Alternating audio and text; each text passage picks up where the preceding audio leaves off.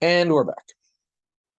For you all, it's been a week. For us, this might have been one of our quicker turnarounds. I'd say Mm, maybe 60 seconds. We did pretty good here. We've been doing a lot of doubles recently, so I think we're getting in the habit. yeah. Which means Ezzy is still on her hunger strike. No, she has not been on her hunger strike for 2 weeks. In fact, pretty soon she's going to get a meat tube because she's starting to be really annoying. Years ago, somebody at the local pet supply store recommended they're these shelf-stable, just they look like little go-gurts basically, but it's like pureed meat. And she really likes those, and it's real easily digestible and stuff because there's no chewing or whatever. So when she gets it, mostly came up because one time she did a hunger strike so bad, she I finally discovered what the fuck it means if you say, has your cat been lethargic? Because that's the thing vets ask, and you're like, it's a cat. It sleeps 23 hours a day. Like, what are you talking about? But there is a difference. She got to a point like, now, see, I fuck with her and she's annoyed and she's like, what's going on? There was one time I could do it to her and she just wouldn't even bother to lift her head. Mm, And we were like, okay, this is fucked up. So then we gave her one of those, and essentially it's sort of like tube feeding her. And so when this goes on too long and she starts to get real squirrely, I eventually do that. And she's so desperate that she licks it up real fast. So she's probably going to get one of those today or tomorrow, which for you all will have been in the past. So she's fine now. why does Anyway, she do this? Do you know why she does this?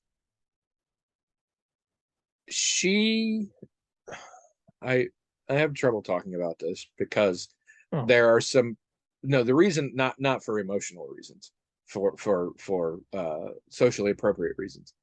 Uh, she has a lot of behavioral traits that in a human being you would call eating disorders. And mm, I think it is unfair to accuse a cat of that, or to seemingly sort of downplay actual eating disorders. But the parallels are real on point. She has an extremely sensitive stomach, and it, to the degree that emotional distress will cause her to do things like vomit a ton or not eat for a long time. And mm, things that are as subtle as she goes through at least one hunger strike every changing of the seasons. As the weather starts, not even the seasons. If we have like a warm spell and it's been really cold, or a cold spell and it's been really warm, that kind of thing, she will go for a while without eating. mm. And she gets very needy and very wanting of attention. At a certain point, she gets to a thing where she really wants to eat plastic with adhesive on it, and she starts chewing on, like, if she finds packing tape and stuff like that. Uh, and it's really disconcerting. But she's always been like this. It's like literally, we've had her for like 12 years or whatever. She's always been like this. Um, and she hasn't sensitive to how many. We had to take a long time to discover a food that she would tolerate, and it has to be grain free. Um, Mm. so that helped too. But we did find one and all that. But yeah, this has just always been how she is. And it's so weird going to the vet all the time because it's like, yeah, she's been doing all this terrible stuff, but she's been doing it her whole life. And other than that, she seems to be happy. And like, once she starts eating again, she might, sometimes when she starts eating again, she gets too excited and she overeats and then she pukes again. Uh, but pretty quickly, she's cool again. And I can tell because right now you can't see her. She's just off camera. You can see the little bit of her ear. She's just latched to my side, and she's latched to my side all day, every day. That'll stop once she starts eating again. Like, she still likes to come and snuggle, but sometimes she'll just hang out in another room, like, like a normal cat. But yeah, it's just always been her thing. All right, so I've been traveling on a plane a bunch recently, Mm-hmm. and I've noticed something strange. What's that? It's also occurred to me I can probably YouTube somebody inflating those life vests. I mean to do that because, again, not I saw the recording of the safety thing and they wouldn't do it. They won't even do it in animation. It's so weird. But we've talked about that before. No. The word turbulence is apparently verboten now. Really? I mean, I don't want to go that far, but they don't use it anymore. Hmm. In the safety briefing, in the pilot announcements when we had turbulence, all of those, they have replaced it with the phrase rough air. Hmm. I find this intriguing.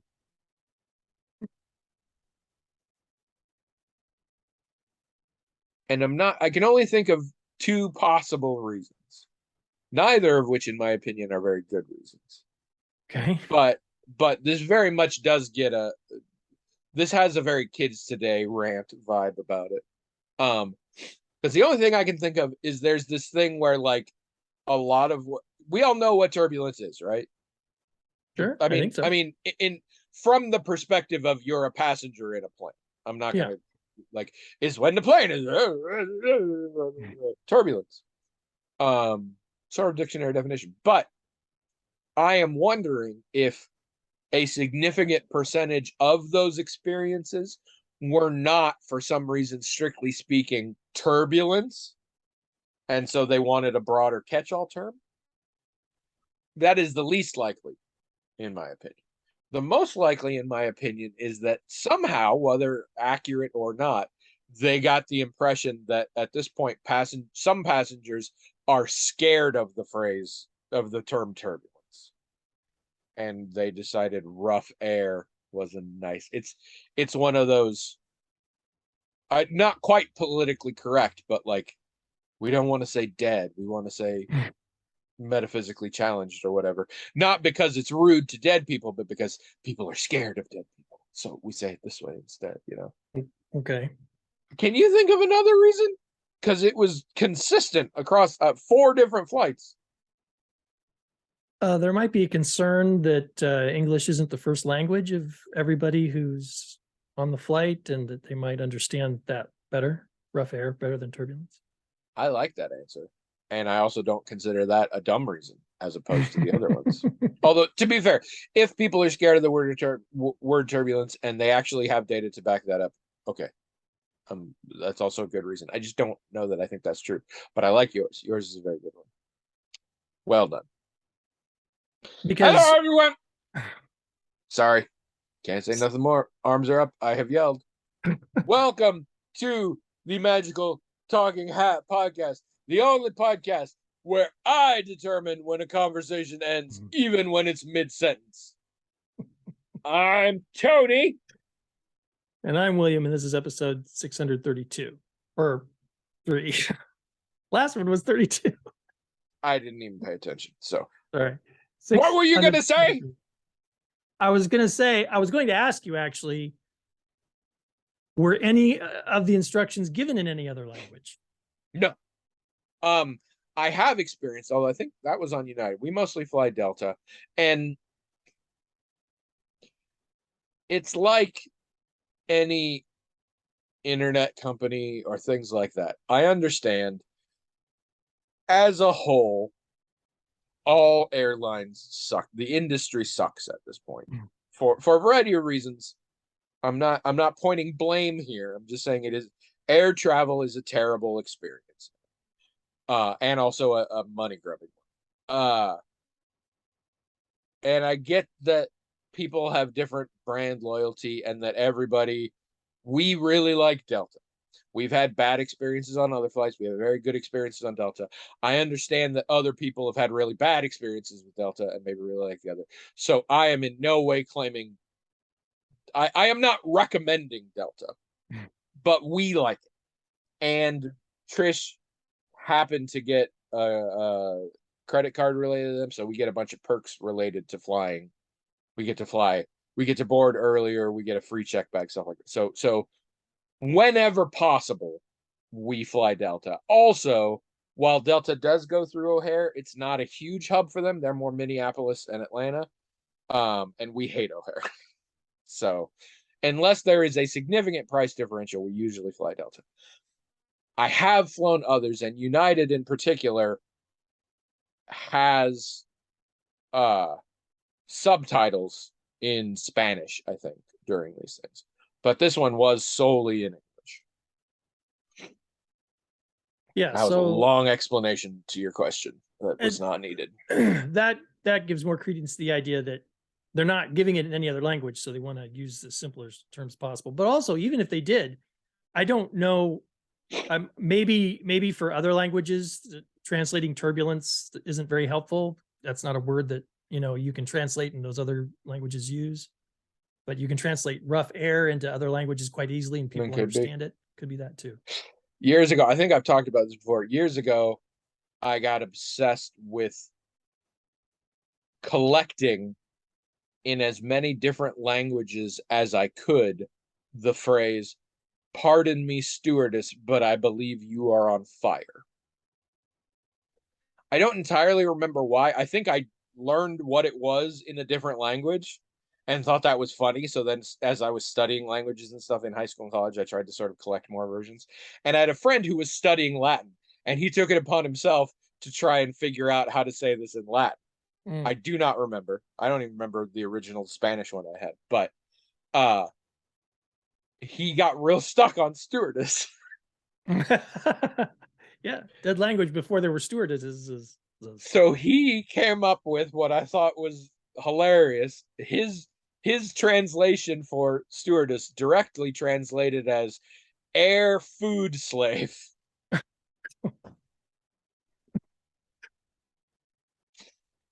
And I was like, I mean, yeah. Oh, we're gonna have a special episode of What Grinds My Gears. Because I just thought of something. So you've been on planes. Yes. Where are you from, William? No, sorry. Different. So they have a little phone in the wall, and the flight attendant's talking to him. They're like, "Hi, how are you going?" All this stuff, and most of them are very by the book. Occasionally, they get jokey, and I love when that happens, honestly, because it's refreshing change. I don't know how much that is frowned upon in the company. I definitely think I would be a flight attendant for like 3 days and get fired because of shit I would say on there. But but anyway, also the pilot talks sometimes. Yeah. You can't hear the pilot at all. I have tried Sometimes, yeah. real hard. And there are two factors. One, it's much quieter and a much poorer microphone or whatever. Yeah. It has to be the microphone because it's coming out of the same speakers. But two, they're never trying.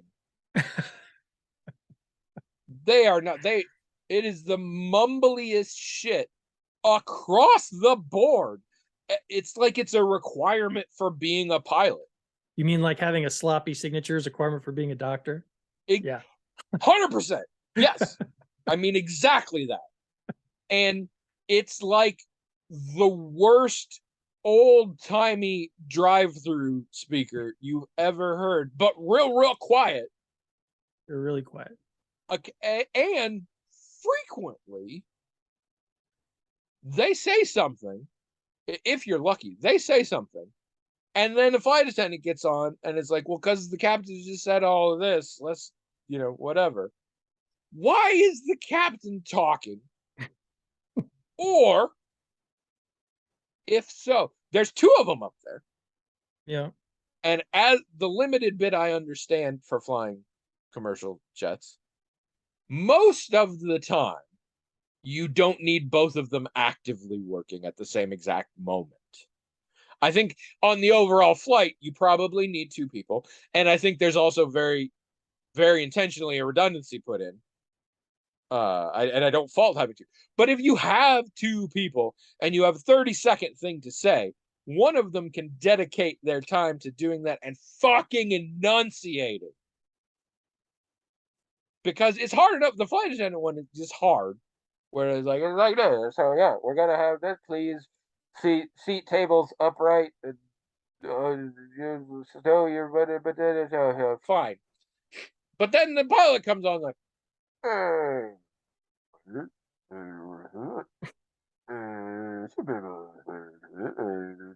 3,000 feet. Tailwind. Good day. That's good. That was good. That was really good. And it's not good that was really good. Yeah. Like, that's not accurate. What they should sound like. No, probably not. Why are they doing that? there's no, I've been in new planes, I've been in old planes. Like theoretically, the technology is not exactly theoretically like better quality sound system. Maybe it always sounds like that, and there are times, and especially because I'm frequently listening to some headphones or whatever. And if you're plugged into the plane's entertainment system, they stop so you can hear. And in fact, sometimes you can hear better because they'll pump it through your headphones. But I'm usually listening to podcasts or some shit. And so I don't even catch the beginning. I'm like, oh, I pause it. And the times when it's just the pilot saying something that I don't hear, and then they stop, and then nobody else says anything. I'm like, do I turn to the person next to me and say, did you hear? Are we going to crash? Do I need to do something? Do I give a shit what he just said? If yes, please tell me because we're in the sky. And if no, why the hell did he just talk? Why are you, what? Why? Deborah! Sorry. That's the first time in my life I've ever done a Ray Romano impression, but my why sounded like him, I thought. So yeah, so that annoys me. But to be fair, air travel does. And also to be fair, as I think I mentioned in the episode done in Oregon, Bill said all 4 of our flights were this was probably the best possible air travel experience I could have had. I mean, it still sucked because it's air travel, but it sucked way less than a lot of other ones. The worst thing that happened is our last leg was delayed a half hour, but apparently it involved some other plane that like was supposed to come in at 1:30 and came in at like 8:30. But our plane was supposed to leave at like 9:15 and they pushed it to 9:45. But then this plane finally came in, and so they were like, well, fuck it, we're gonna put it back. So we still left on time and ended up getting home way early, actually, which was nice. But I've never seen that before where a plane got undelayed. And it seems hinky to me because I'm like, what if people planned differently? They're like, okay, we've got extra time. Let's go have dinner in the airport, nowhere near our gate. And then they're like, oh, we still got over a half hour. No, you don't. Like, because it was pretty close to time and it's only difference of a half hour. So like, I was a little bit surprised, but there we are. Anyway, if you're wondering what this show is about, go to the previous episode and listen. I explained it there. But also, shockingly, in the 60 seconds between episodes, nobody wrote in, or at least I'll be honest, I haven't checked email. But I think it's unlikely. So here we are, Peter's Donuts. So how did your week in Chicago go? Sorry, Hopefully. you're still there right now. Yeah, I would have just gotten there right now. Hopefully it Oh, goes you well. don't get there wait, you don't get there till Thursday? Uh-uh. And then how long are you there?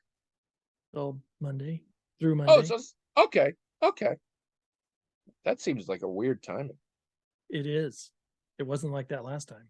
I don't know why they're doing it like this, but I mean, probably somebody higher up involved in the process. That's their schedule or something. I don't know. But that is weird. So you described, and obviously you'll know more after you've done it, but in your impression, what's going to happen? What are you going to be doing? Is it the same as last time, or is it? A lot of it will be the same. So we're going to be at a resort type place. All staying in that hotel or whatever, and then meeting in a Convention center? yeah, one of those rooms that they usually have, and then lunch and breakfast will be provided in some hall or something. We'll have to get evening meals ourselves, but so on Thursday, today for people watching, if they're watching on Thursday that we post this, I will have had to arrive and it's in Chicago, so I can drive. So I will have to have arrived before 4:00. For those who are confused, William legally can't drive in a lot of major U.S. cities, but Chicago, he's allowed. Drive Chicago. I have to get there before 4 because that's when the first session or class starts. So it's a good idea to get there lots before 4, because so you can check in, you can find out where your class is and everything. So then in this session, there's going to be 10 people, 11 including the instructor, who I'm already familiar with because it's still a 10-week course. And you're just together in this case, Chicago for a week, for that 5 days or whatever. And the other, is there a lot of overlap with the people you were in Phoenix with? Technically there's not supposed to be, because they're supposed to mix it up. But it does happen that like, let's see, 4 other people. I was. Oh yeah, because these are small groups, so presumably the classes you're in are broken up into 3 or 4 of these groups. Correct. So Okay. there's only going to be 10 people, and 11 if you include the instructor. And like I said, I'll know the instructor. I'm familiar with the instructor already for 2 or 3 weeks of the session. There's 9 other students besides myself. 4 of them are people that I have met in person in Phoenix. The rest of them, even though I've never met them, I've had other classes with them before.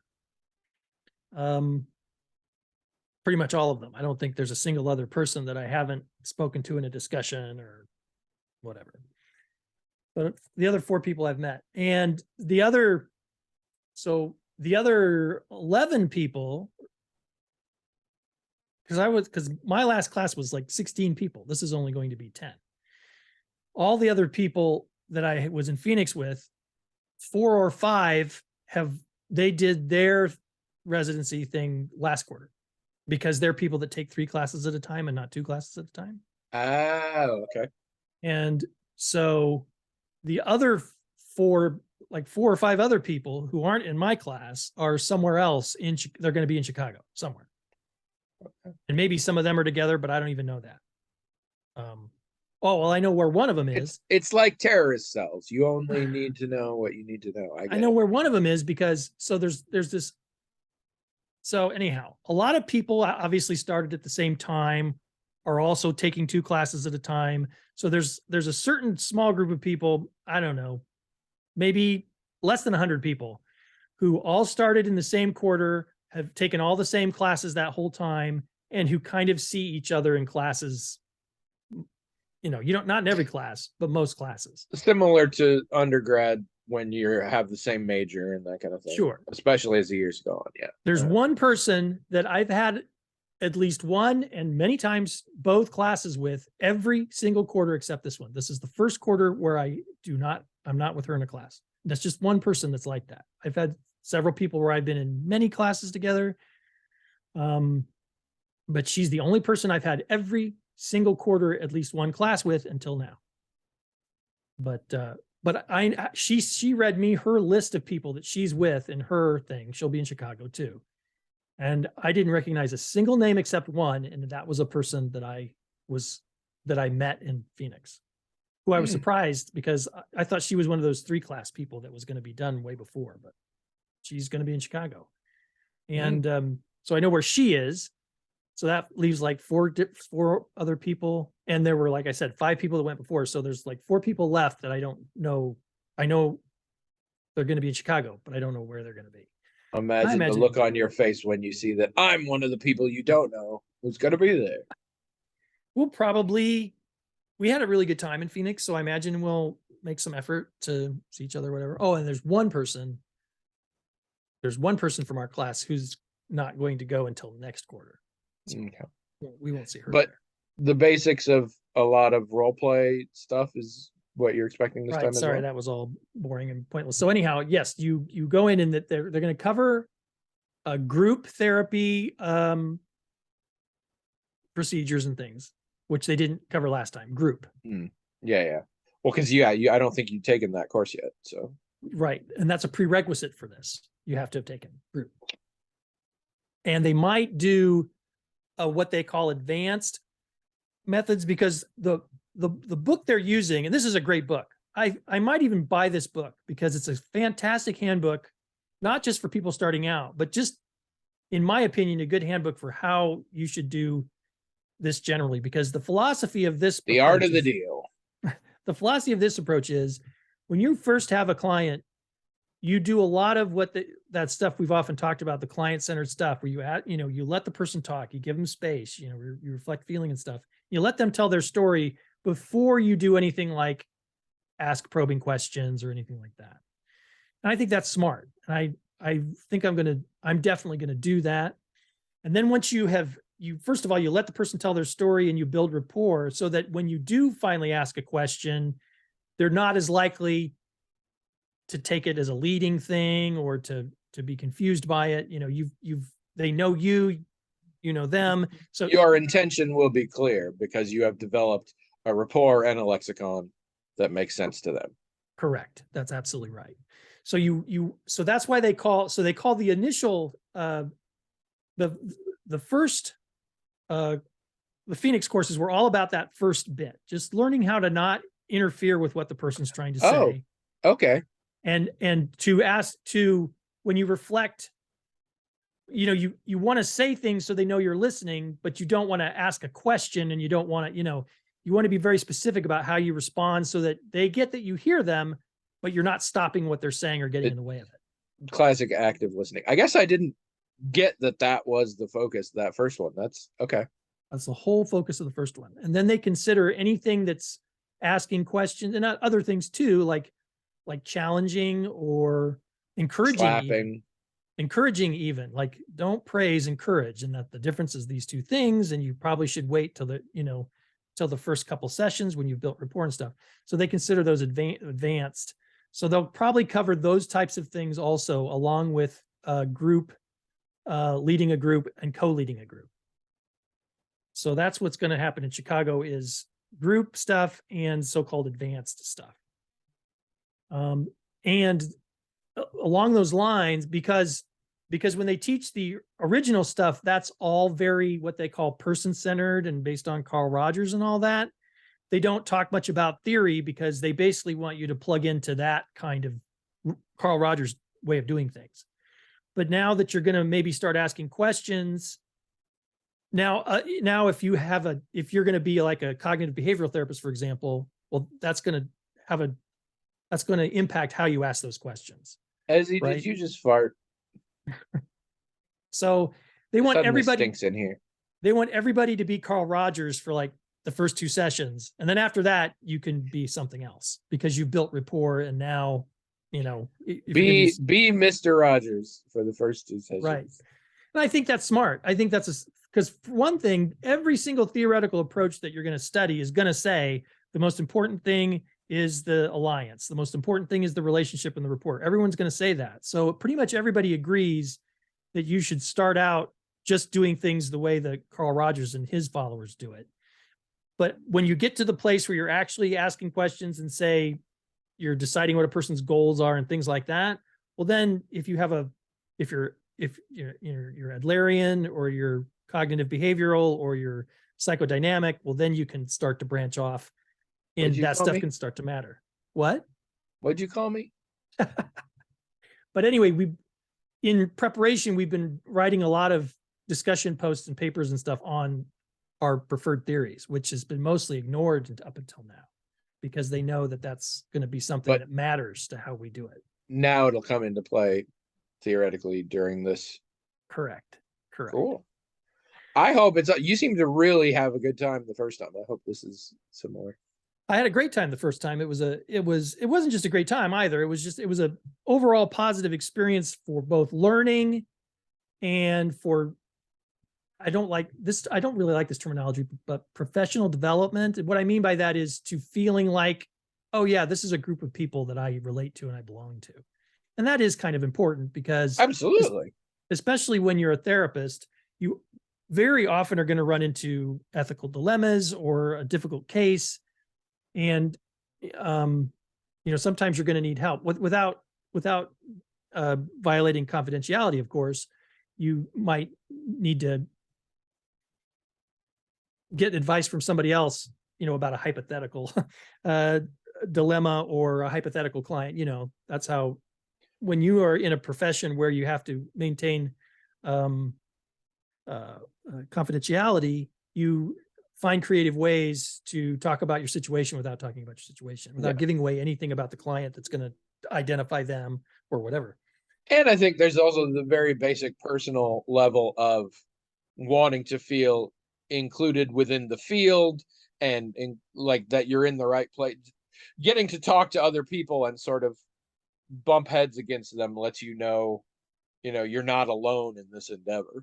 Yeah, but also there's that, and also just the thing that kind of surprised me that I didn't think about, and I wasn't really like looking for or anything, was the whole notion of finding so many people that I have things in common with. I mean, as you know, I'm not a person who is used to meeting people with whom I have things in common. Mhm. And these are very different people. There was a lot of things we didn't have in common, but there were a lot of very deep and important things that we did.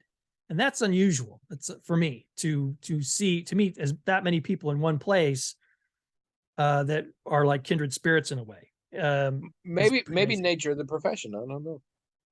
I don't know either. I didn't really think about it until it happened, and I was like, "Yeah, this is good. This is Yeah. nice." Now, unfortunately, they all live thousands of miles away, Well, yeah. so that's a That's little bit of a less and drawback. less an issue here in the future that we live in. Right. But it was nice to have that experience. It'll be nice maybe to have an experience like that again, or at least to meet the people that I met before. But again, the other people in the class who I haven't actually met, you know, I do know them. I've known them for 2 years in various Yeah, yeah, classes. yeah, yeah, yeah, yeah. So it's not going to be, No what are, strangers per se. no, like last time, someone would walk in the door. Oh, hey, Courtney, or, and you're talking to this person and it's just Yeah. like you were talking to him online just a few weeks ago. So I wonder if there's not a strong intention for that. I feel like there's probably a necessary amount of trust in this experience.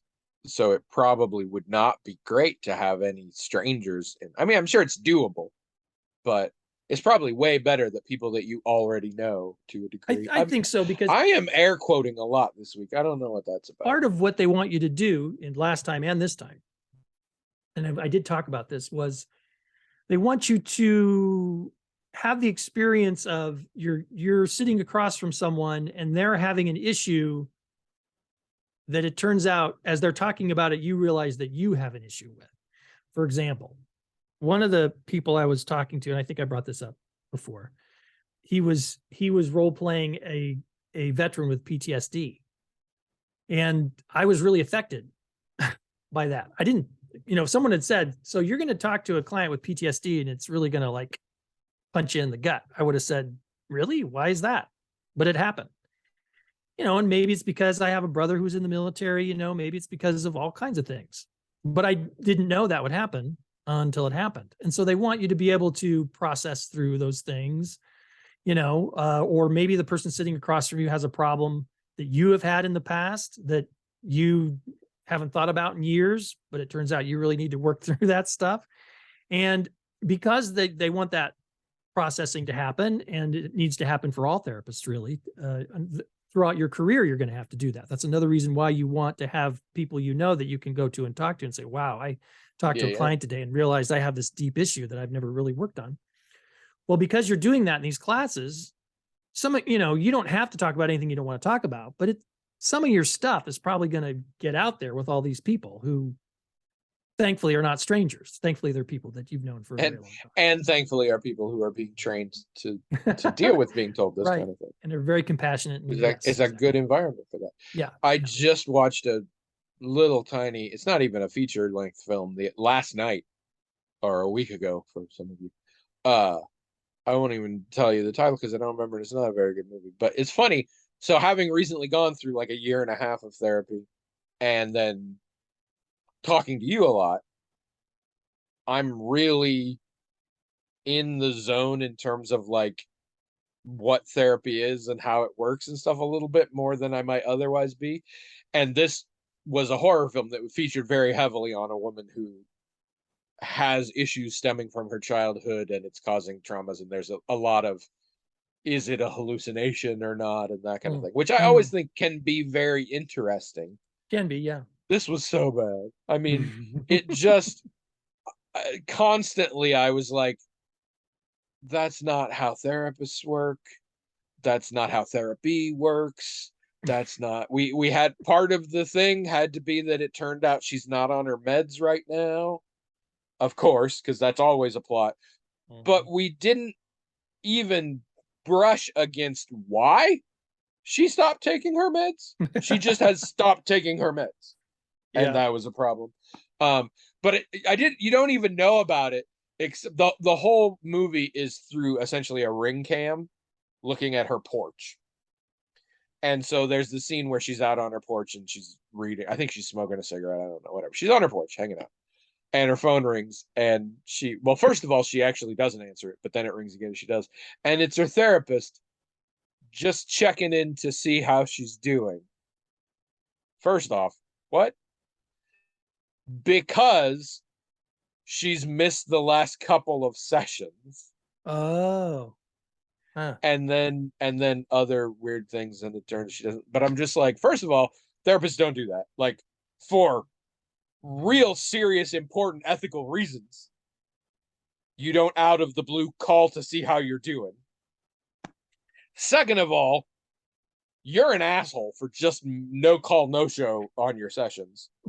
Third of all, the moment that happens, my therapist, or more accurately, my therapist's admin assistant, contacts me, and among other things, it's probably like, you owe us some fucking money. Like, none of this is how the process works. But then as it goes on, it's even more so. It's just a mess. Yeah, it was not a good movie. I give it credit for its novelty, but it was not. No, I hope that's really cool. And I'm anyway. But if we've learned anything from Beth, and we haven't, wherever you're staying, you need to find out if that place is famous for something.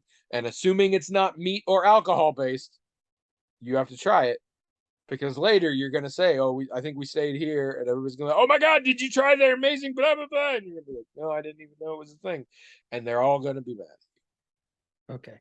Now, to be fair, when hotels are famous for things, they're usually meat or alcohol based. So I understand, but you at least have to find out: is there something about the place you're staying that it's like famous for? And if so, you should experience it, or else they're all gonna laugh at you. Oh, wow. I wouldn't want that. When I first realized I was going to Chicago, I thought to myself, I wonder if I can get anybody like, people who I'm just meeting new, or some of the people that I met in Phoenix. I wonder if I can get anybody to go to Medieval Times. Is it still there in the Chicago area, Medieval Times? I think so. I think so. Yeah. Honestly, they have a great vegetarian option, believe it or not. They used to. And it's pretty fun to go there.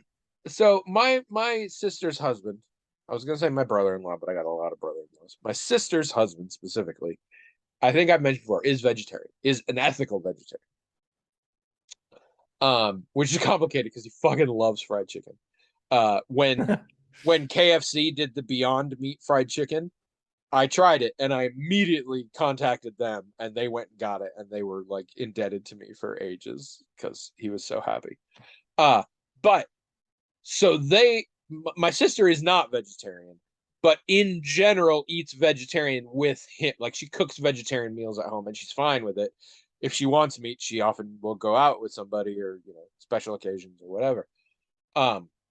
So they are really knowledgeable about fake meats. Mm. They have had a lot of fake meats, and they have a lot of I frequently contact them about such things because I consider them sort of experts on this. So the first night we were in Oregon, my sister was like, "We're all getting here late. You're getting off a plane. Nobody really wants to go shopping or whatever. Why don't I essentially bring a cooler and we'll just have a whole lot of just like appetizer things, and we'll just kind of have, eat as you want." So I was like, "That's cool." So we did a bunch of those, and it was a bunch of different things, and cheese was very heavily involved, and that's great, whatever. But I was like, chicken wings she did, but then she had these fake chicken wings that weren't just fake meat; they were specifically cauliflower based. Mm. Now, I'm not opposed to cauliflower. I, in general, like it better raw than I like it cooked. And also, I have had things that were cauliflower substitutes of other things. and some are good and some are bad. They all taste like cauliflower. I mean, you can tell. Like I wouldn't. This didn't taste like meat. It definitely tasted like a meat substitute, but it was really good, such that I had a lot more of those than I did the actual chicken wings. And I found that really cool. I want to do more of this.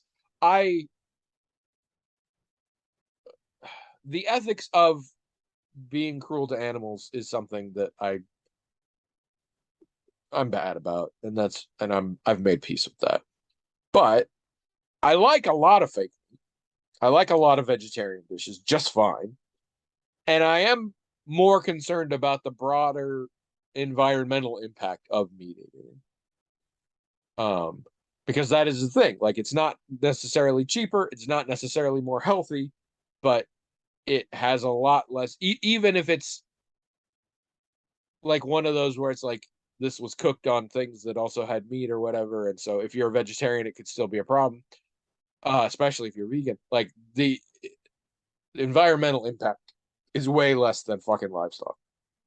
And so I'm trying more and more to sort of look into this. And I think I'm going to talk to them more about what the options are. And in fact, when I made a meal while we were there, I made a rice thing in Instapot that I really like. That the original recipe has chicken, but this time I was like, that's fine. I'll make it. I've made versions that are just sort of vegetable based, and then I'll have a protein on the side. In my head, I was like, I'll get a vegetarian protein for my brother-in-law, and then everybody else will just have meat. And then we were looking to buy it, and we found something that looked really good, and I said, screw it, we'll just all eat that. And it was a fake. I think it was called, the brand was called Daring, and it was a fake chicken thing, and it's pretty nice. So I want to delve more into the fake meats, I think. Okay, I never heard of that one. Yeah, we hadn't either, and it may be West Coast only. Oh crap, there's too many things here. All right, I need to go back one. You're driving to Chicago Correct. by yourself? Yes. You only have one car. Yeah, so gonna rent one.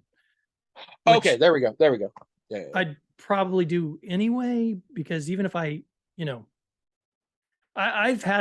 owned cars, but rented a car to drive somewhere for.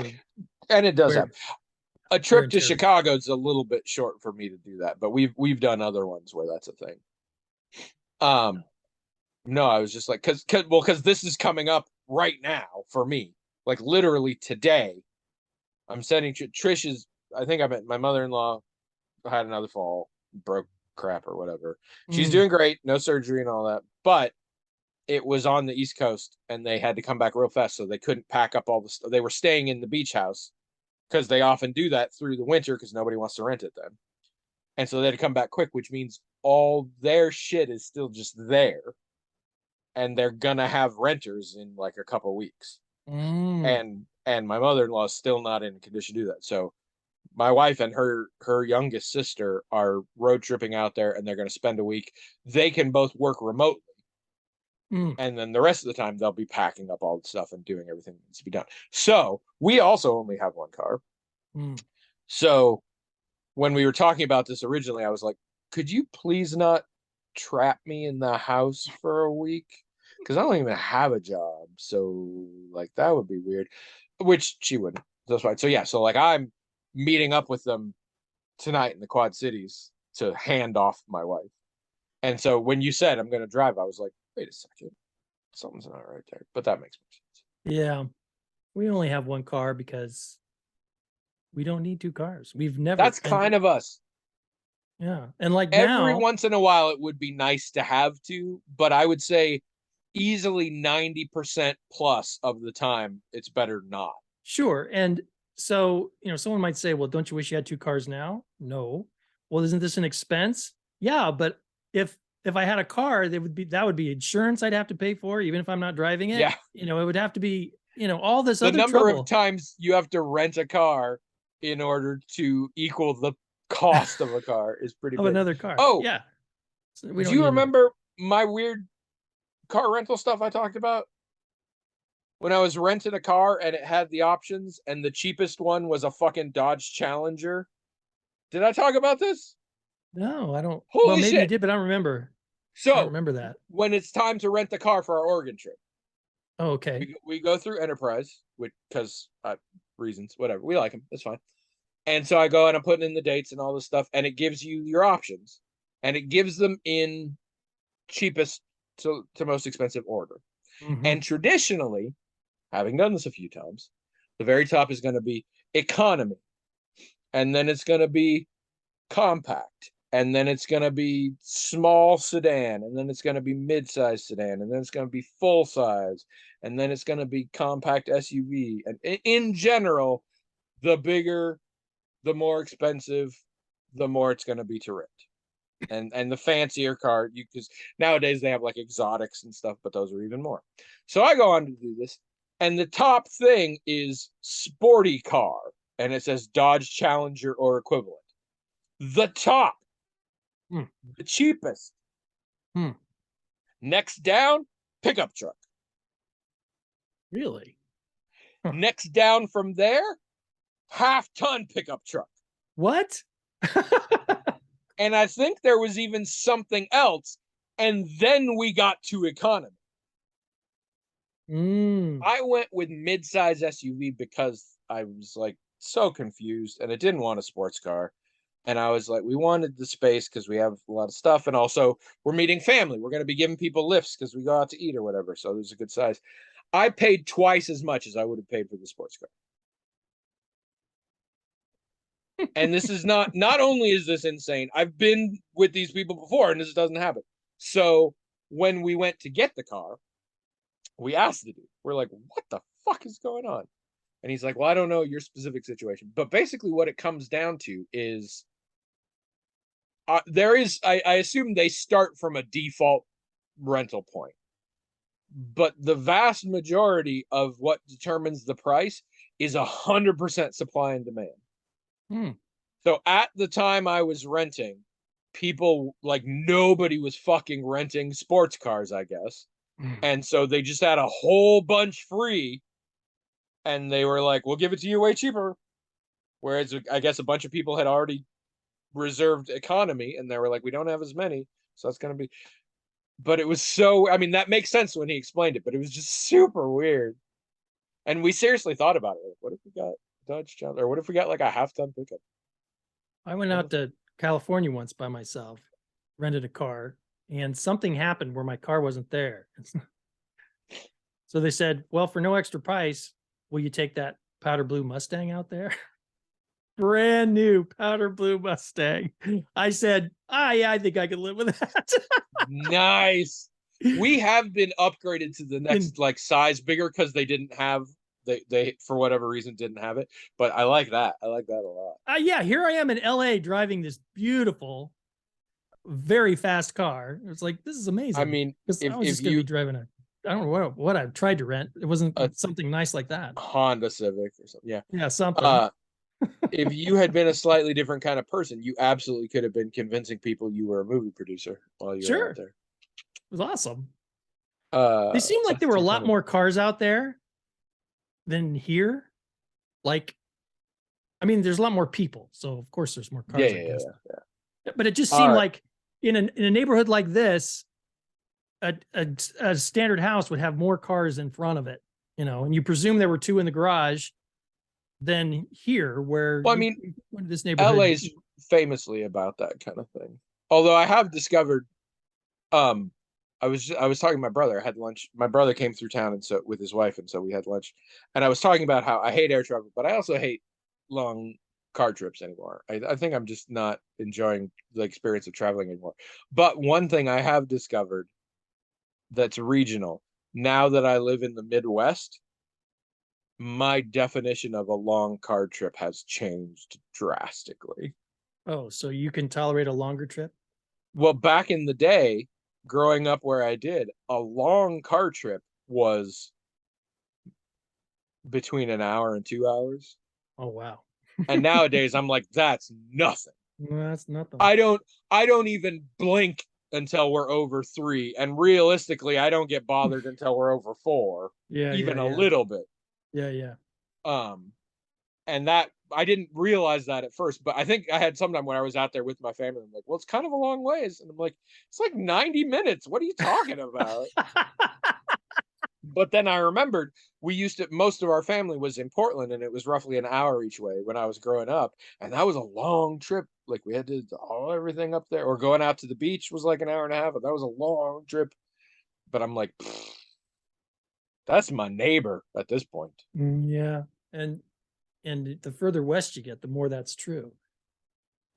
Yeah, But but I think it's a very middle thing. Well, it's an urban versus rural thing, I'm sure. But all probably, right, we're probably gonna go over here, but we have to do this. And I have more things on the list. This list might become a part of the thing. Maybe give us a little more structure. I don't know. But I have to talk because, as you recall, we've been doing a lot of this movies that one of us hasn't seen. That's kind of a big deal, Mhm. and we did one last night. Mm. For the first time last night, I saw a little movie from '96 called The Rock,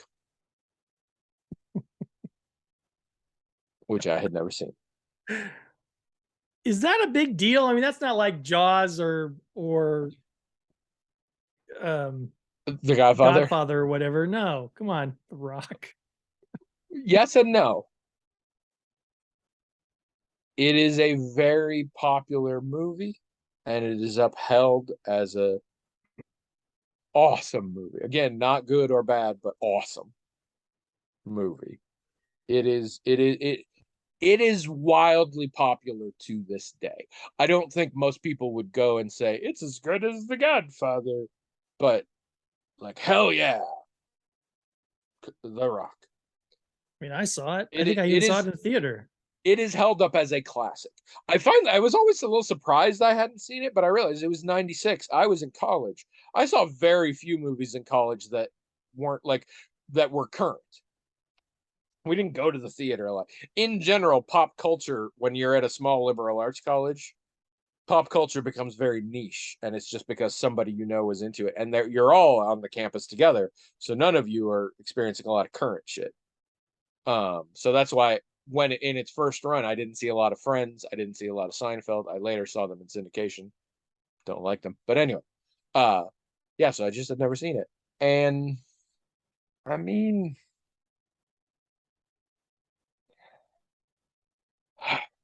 I don't, I,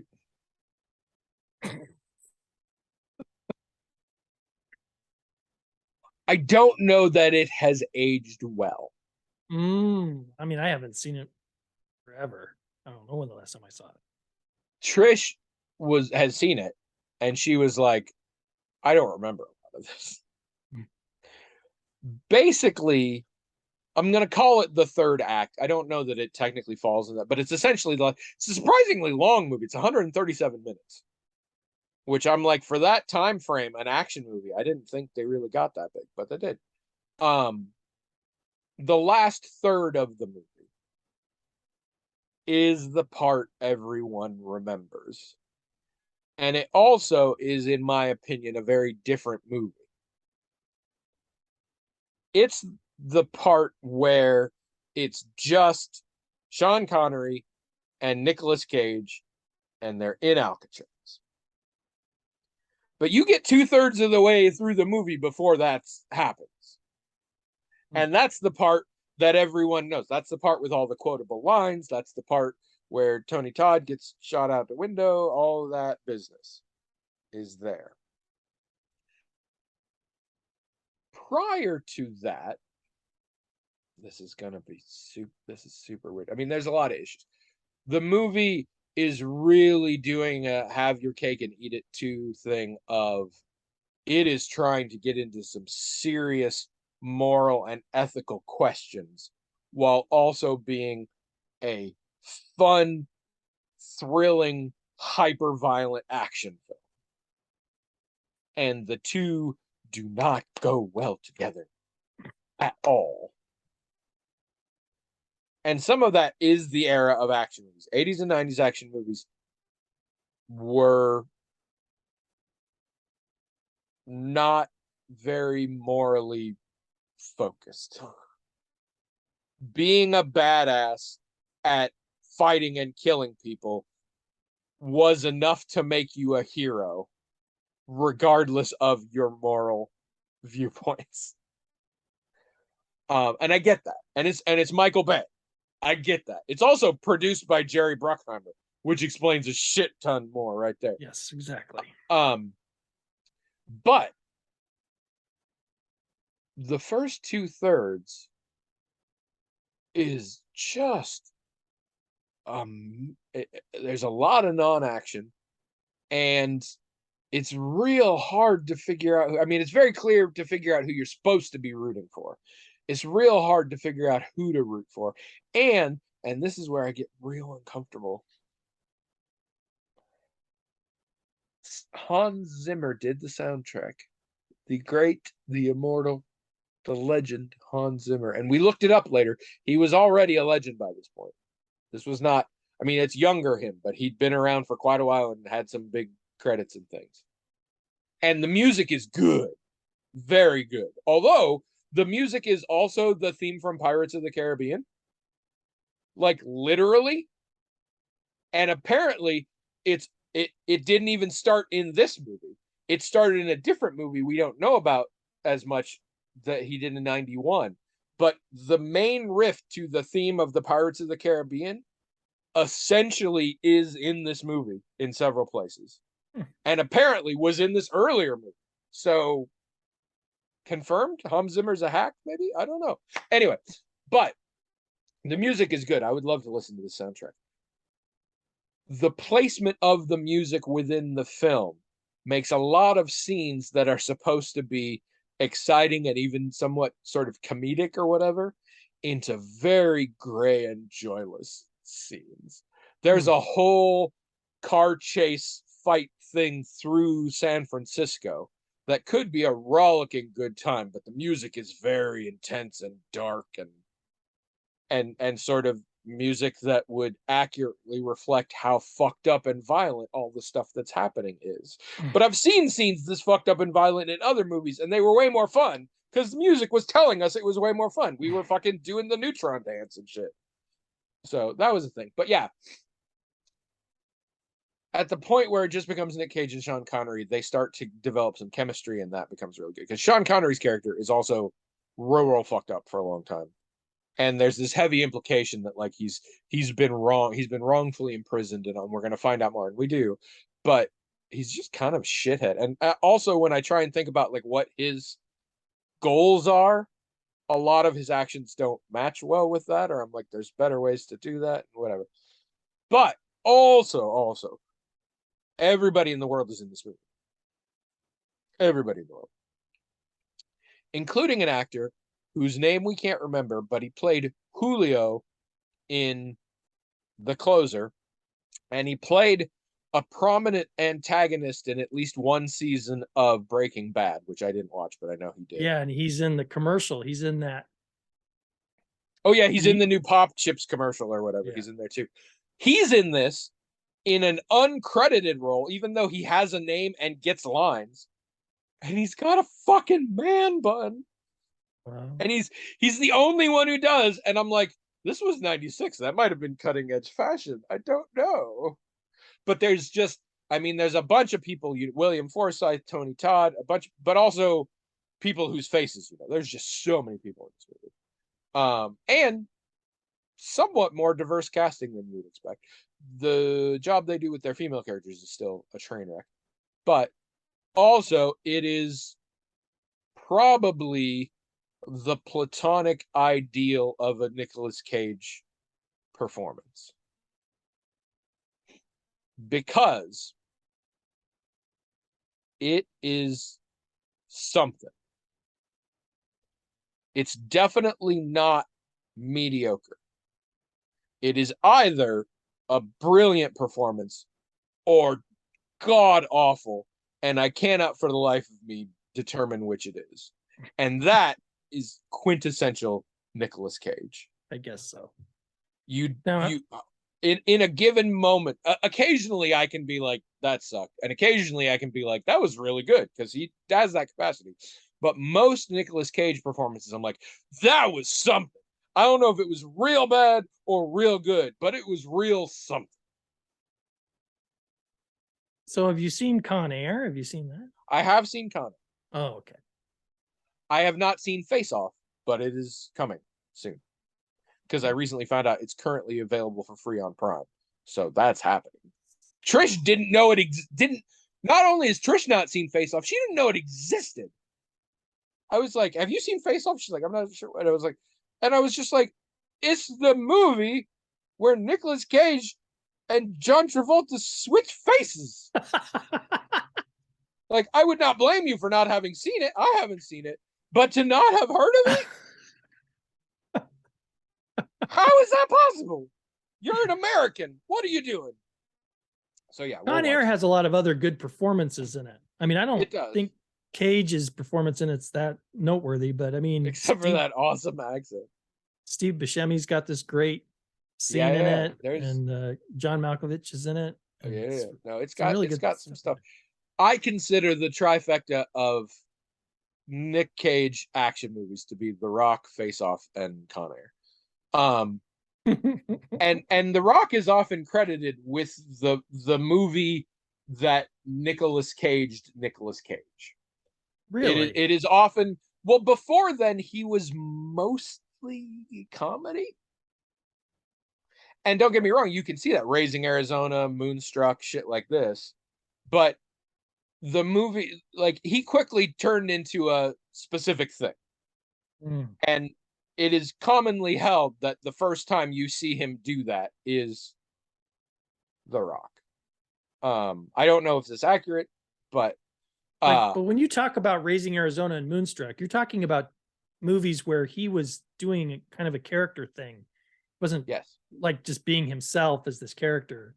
Yes. Like he kind of is in The Rock, kind of. And every other movie he's ever done, except the ones before The Rock and Leaving Las Vegas. Well, Con Air, he, like you said, he's got that accent or whatever. He's still pretty Nick Cagey in Con Air. And I haven't seen it in quite a few years, but that well, and there's just a lot of lines that I'm like, it's also, for the record, the dialogue in The Rock is horrible. It's the worst. It's really, really bad. It is bad narratively. It is bad in terms of how humans are. But there's also a lot of Nick Cage lines that I'm like, I have watched a lot of Nick Cage movies now, and I would put substantial money down that he at least partially created that line. There's one line that includes the phrase, "How in Zeus's butthole?" And I'm just like, there's no way some screenwriter put that in here. Nick Cage decided that. That was an extra take that they decided to use. Because, first of all, I don't think anyone in the history of the world would say "how in Zeus's butt." I shouldn't have to say this, but there's no context for it, people. We weren't talking about Zeus or buttholes at any time in the movie before this. And nor does his question lend itself to the metaphor of Zeus or his butthole.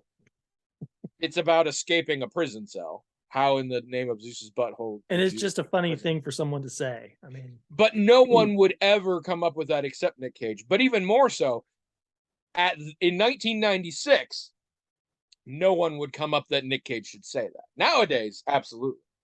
But there's just a few lines like that, and he does a lot of his weird, the quiet loud thing, the stretching out one word for no reason, the mediocre impression of William Shatner, like all of the quintessential caginess is here.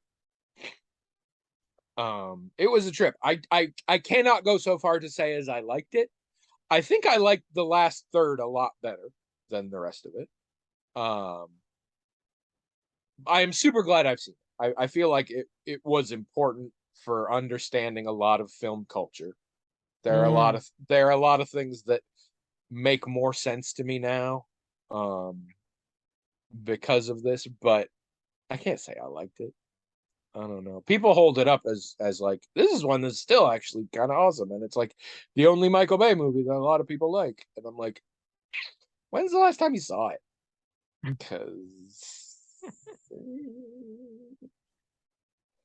anyway, Mm, if you really enjoyed The Rock, tell us about it in either the comments here or on the blog, themagicaltalkinghat.com. Also, please email us. I'm begging you. Themagicaltalkinghat at gmail.com. The blog is themagicaltalkinghat.com. I'm not sure I said those right. I'm not high. Fuck all of y'all. I am snotty. Why am I snotty? Oh, probably because the cat keeps beating my face. Anyway, um, thank you all for listening. Be sure to like and subscribe. Um, and write in, as I said. I got more things to talk about. I'll just save them on the list. It'll just be here for other times in the future. Uh, I don't know that I'll have a lot to talk about the next time because I'm going to be spending a lot of time just by myself for a while here, but we'll see. I hope you have a fun time in Chicago, thank you. and I hope they let you come home.